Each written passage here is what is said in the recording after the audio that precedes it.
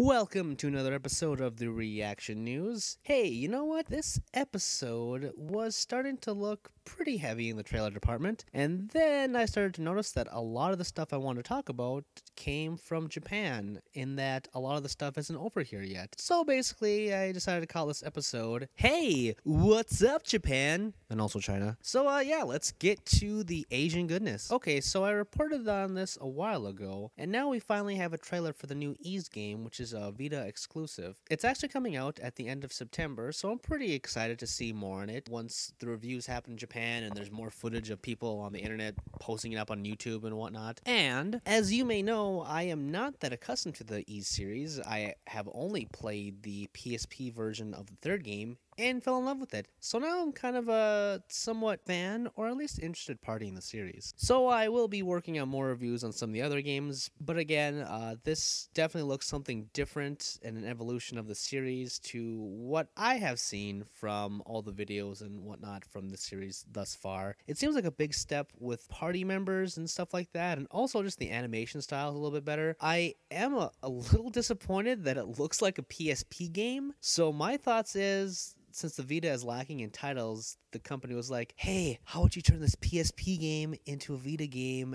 and help us out? Okay, thanks. Here's a bag of money. Or something like that. The name Phantasy Star Online brings back a lot of nostalgic memories for me, and in this trailer, here we got number 2. This game has been long awaited, to say the least, by many fans of the series, especially because a lot of people were not satisfied with Phantasy Star Universe, as it kind of dialed back some of the things they love from Phantasy Star Online. Case in point, the Megs, which are these little pet things that are kind of like Tamagotchis. You kind of feed them and they eat weapons and then become stronger, and they're just kind of cool to have around. Now, I was never, and still am not, that big on the Phantasy Star series. I never played the older games, I haven't played Universe, and I only played Phantasy Star Online just a little bit with friends. But when I did play it, I had a lot of fun, despite some of the issues I had. Namely, there wasn't much of a story to it. The graphics were kind of bad, especially the character models look kind of janky, unless you kind of did them right. Just overall, though, it's kind of one of those games that you can dink around with your friends and have a lot of fun with. The coolest thing I could say about the series is that the online functionality worked really well in a time where console gaming online was kind of non-existent, or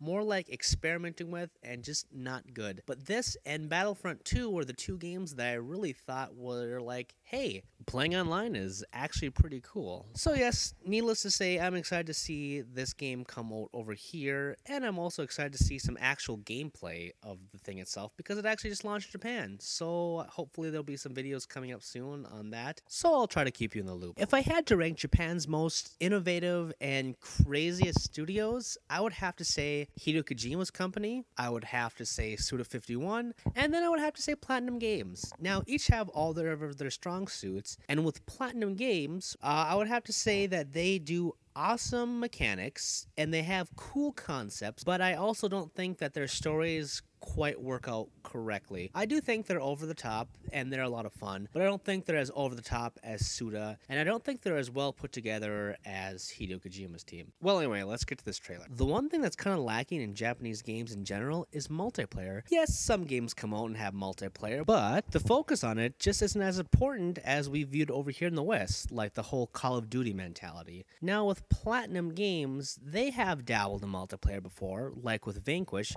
but nothing as extensive as this trailer shows. The thing that I'm very curious about is this game is called Max Anarchy, and it's going to be called Anarchy Reigns over here, or maybe it's Switch, maybe it's... Anyway, either way, it just came out in Japan. I'm not sure how it's doing over there. Do know the entire game is already voiced in both Japanese and English, so why don't we have this thing over here yet? It's just kind of astounding. I think it was supposed to come out in August or sometime soon, and now it's kind of just dropped off the map, like, hey, when's it coming out? Oh yeah, you know, sometime.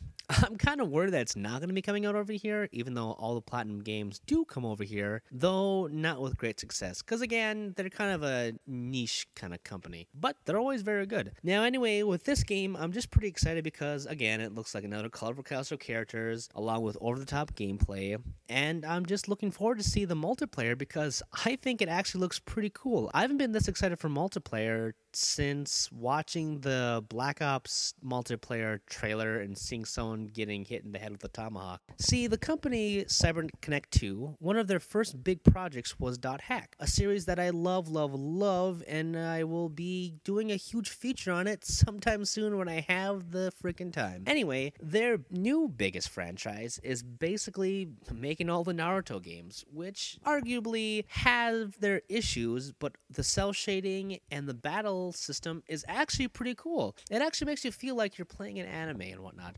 So their last .hack game was for the PS2, so now they can be like, hey, let's make one for the current gen system, but let's put it in the Blu-ray for the movie that just released and see how it does. At least that's what I'm thinking. So I'm not sure how much of a game it is since it is combined with the movie. I think it looks pretty cool. Most of all, I'm just disappointed because I want to see a return of the series, and just seeing how it looks just makes me all the more hungry for a new entry in the actual .hack series itself. Last but not least, hey, let's look at China, and hey, let's do my weekly rant, because it seems that is what I do a lot for these ending segments. So anyway, here is a very, very bizarre invention. China, no stranger to pirating things and making knockoffs, so this is a handheld gaming system that runs on the Android OS, and it looks exactly like a Vita, and it's called the X360, Xbox 360, anybody? And you know what it comes ported with?